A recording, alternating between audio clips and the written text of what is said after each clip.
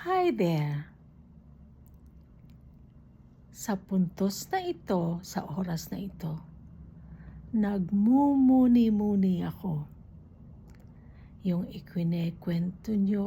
kinekwento ko sa inyo ay hinihimay-himay ko din.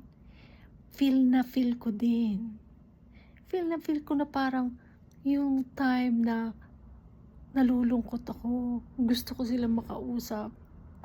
Gusto ko silang makita. Alam mo ba, pag gano'n ang feelings ko, nung bagong-bago pa lang ako nahihiwalay sa kanila. Kahit kapapaligo ko pa lang, tumatakbo ako para mag-shower.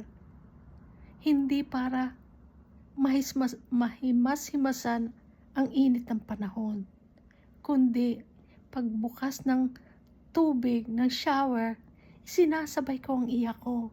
Doon ako mahagulhol para hindi maramdaman ng kapatid ko na nalulungkot ako. Dahil sasama din ang loob niya pag malungkot ako.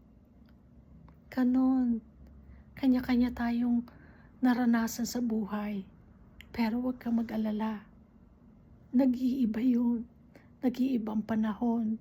Nag-iiba ang pakiramdam natin. Nag-iiba ang daloy ng mga kwento ng buhay natin. Tandaan mo yan.